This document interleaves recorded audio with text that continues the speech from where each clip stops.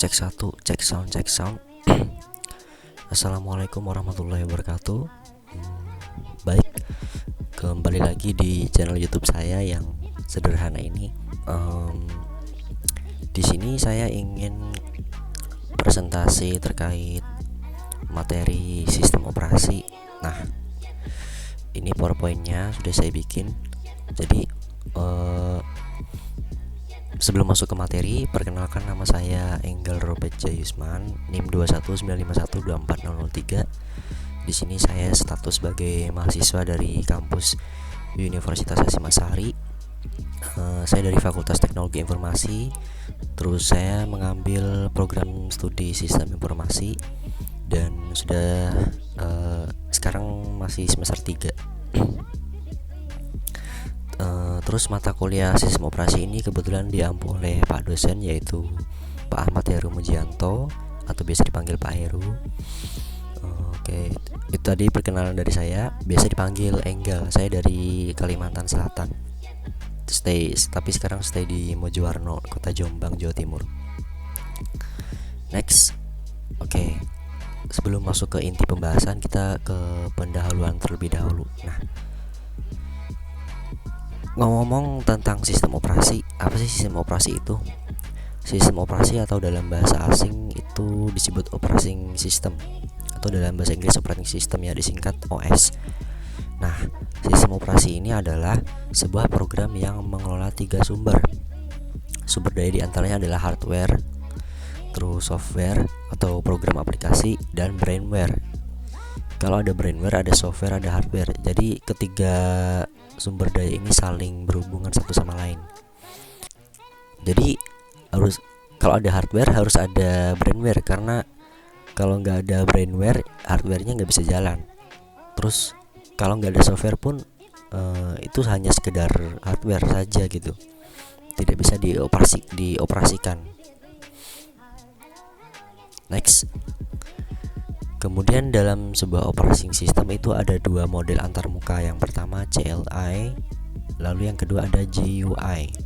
Secara garis besar ada 2 model antarmuka pengguna sistem operasi, yaitu Command Line Interface dan Graphical User Interface. Nah, apa sih CLI dan GUI ini? Next. Nah, ini gambarannya. Kalau teman-teman buka di Windows, itu ada command prompt. Nah, di command prompt itu ada kalau kita masukkan perintah seperti shutdown /s itu untuk perintah buat matiin laptop kalian nih, teman-teman. Nah, itu CLI, contoh CLI-nya. CLI ini bisa dikatakan adalah interaksi antar user dengan perangkat keras berbasis teks atau huruf, angka, dan simbol atau tanda baca. Nah, jadi belum ada tuh yang namanya visual, kayak basisnya visual kursor ngarahin mouse ke kanan atau kiri, klik kanan, klik kiri gitu. Jadi bener-bener perintahnya itu diketik secara manual banget, masih ribet, jadi belum fleksibel. Nah kalau GUI ini kebalikannya, sudah berbentuk visual. Nah, kalian tinggal ngarahin kursornya. Ini contoh ya, kalian ngarahin kursornya mau matiin laptop nih. Mau matiin laptop, tinggal klik di bagian pojok kiri bawah kan ada logo Windows, kalian klik, kemudian klik shutdown, udah mati tuh laptopnya. Jadi bisa dikatakan GUI ini adalah interaksi antara user dengan perangkat keras berbasis gambar atau grafik. Contohnya seperti yang bisa dilihat di PPT-nya nih. Kemudian next. Nah, itu tadi sistem operasi ya. Antar 2 muka ada 2, CLI dan GUI. Area tampilan antar muka pengguna grafik GUI ini lebih spesifiknya mengenai GUI ya, yang biasanya berupa jendela kecil atau pop-up yang akan muncul secara tiba-tiba di latar depan antar muka visual saat kita melakukan sesuatu, seperti memilih tombol atau masuk ke laman tertentu. Nah, seperti yang saya bilang tadi, jadi udah fleksibel banget, udah kursor, udah klik kanan, klik kiri gitu, nggak ada lagi kayak shutdown /s dan apalah segala macam gitu. Jadi kita sebagai brainware atau sebagai user tinggal ngarahin perangkat kerasnya, tinggal klik gitu. Jadi udah tinggal otomatis. Next. Nah, masuk ke sejarah perkembangan sistem operasi. Komputer digital pertama kali didesain oleh ahli matematika bernama Charles Babbage yang lahir pada tahun 1792 dan beliau wafat pada tahun 1871. Nah, beliau ini memberikan gagasan tentang suatu mesin yang terprogram. Kemudian yang kedua, beliau memberikan gagasan keterbatasan teknologi masa itu membuat mesin yang diciptakan Charles Babbage tidak dapat bekerja sesuai dengan yang diinginkan. Mesin yang diciptakan hanya berupa mekanis tanpa adanya sistem operasi. Nah, ini seperti di gambar sebelah kiri ini, di gambar sebelah kiri saya. Nah, jadi bener-bener nggak ada sistem operasi sama sekali, baru berbentuknya kayak mesin ketik, kayak mesin jahit malahan. Nah, jadi bener-bener sederhana banget. Mesin di sebelah ini bekerja sebagai mesin hitung. Mesin yang diciptakan Charles digunakan untuk melakukan perhitungan beberapa model matematis menggunakan punch card untuk memasukkan nilai atau angka yang akan digunakan dalam perhitungan. Jadi masih desain dalam perangkat keras ini masih sederhana banget. Belum ada sistem operasi sama sekali, malahan belum ada penemunya. Nah, masuk ke penemu berikutnya nih. Jerry Arlen Kildall, lahir 19 Mei 1942, wafat 11 Juli 1994.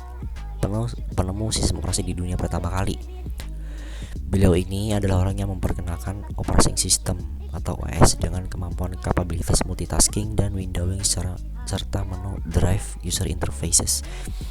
Beliau ini dinobatkan sebagai programming language untuk OS yang pertama dan penulis compiler khusus untuk microprosesor.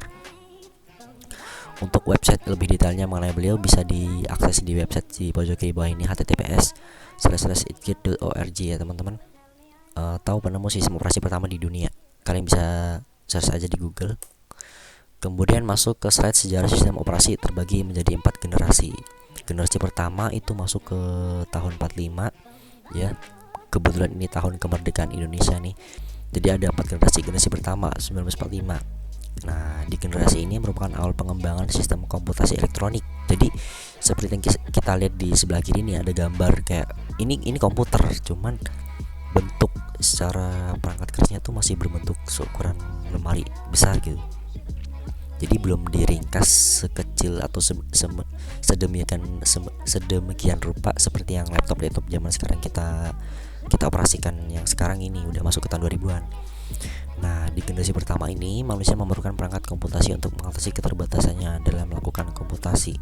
Jadi yang namanya manusia itu nggak luput ya dari yang namanya kesalahan ya. Jadi perlu alat buat membantu mereka buat bekerja. Terutama dalam kecepatan menghitung itu manusia sangat terbatas banget. Kemudian yang kedua, manusia sangat mudah membuat kesalahan. Pada generasi ini belum ada sistem operasi, maka sistem komputer diberi instruksi yang harus dikerjakan secara langsung oleh pengguna, atau brainware. Next, generasi kedua masuk ke tahun 55. Pada awal generasi kedua ini sistem komputer belum dilengkapi sistem operasi juga. Namun beberapa fungsi dasar sistem operasi telah ada, misalnya FMS atau Fortran Monitoring System dan IBS-YS yang memberikan layanan perangkat keras merupakan bagian fungsi dari sistem operasi modern. Kemudian tugas-tugas dikumpulkannya di dalam satu rangkaian, kemudian dieksekusi secara berurutan. Pada generasi kedua ini tugas-tugas program harus dikerjakan oleh komputer. Mohon maaf, ini ada kesalahan. Program-program itu dituliskan di tape. Komputer di generasi kedua ini merupakan batch processing system. Jadi di generasi kedua ini sudah ada batch processing system, tapi belum ada sistem operasi. Nah, baru nih masuk ke tahun 65, generasi ketiga. Perkembangan berlanjut, sistem operasi dikembangkan untuk melayani banyak pemakai interaktif sekaligus pemakai interaktif berkomunikasi dengan komputer lewat terminal secara online. Multi user yaitu sekaligus digunakan banyak orang, multi programming itu udah ada sistem operasi kayak gini. Nah, masuk generasi keempat ini udah agak lebih modern nih bentuk visualnya.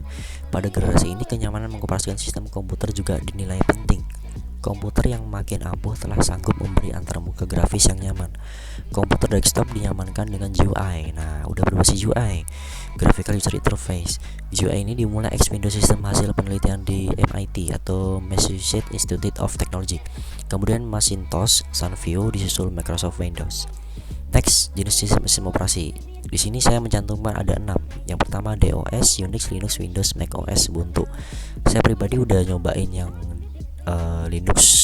Linuxnya itu Debian dulu waktu SMK, baru Windows. Kalau Mac OS, DOS, Unix dan Ubuntu tuh saya pribadi belum pernah nyoba.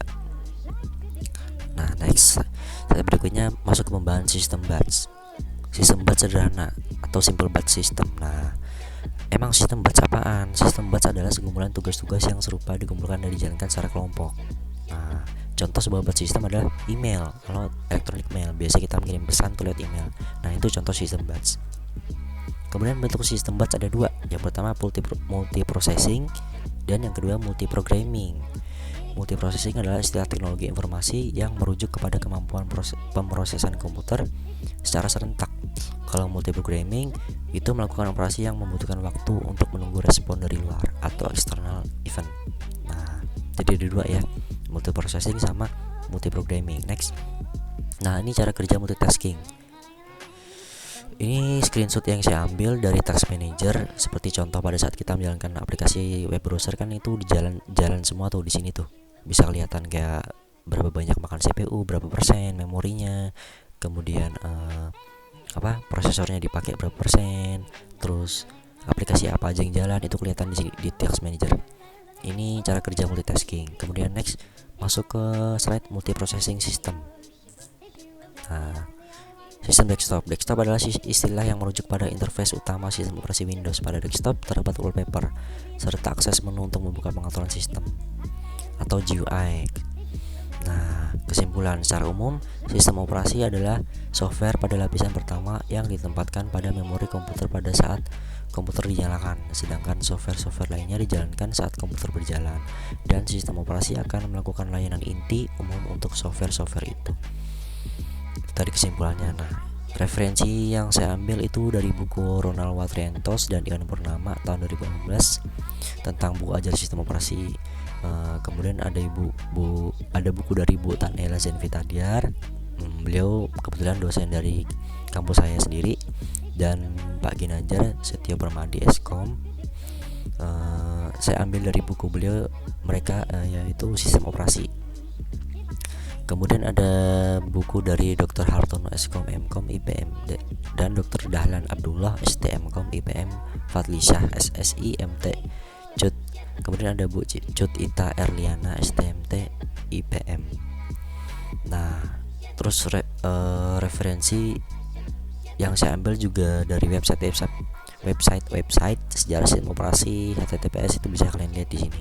Untuk lebih detailnya bisa kalian akses. Nah, itu tadi materi yang bisa saya sampaikan. Kurang lebihnya mohon maaf apabila ada kekurangan dari segi penyampaian atau dari segi materi, saya mohon maaf. Saya sendiri juga manusia, tidak luput namanya kesalahan ya. Itu tadi materi tentang sistem operasi. Sekian dari saya. Wassalamualaikum warahmatullahi wabarakatuh.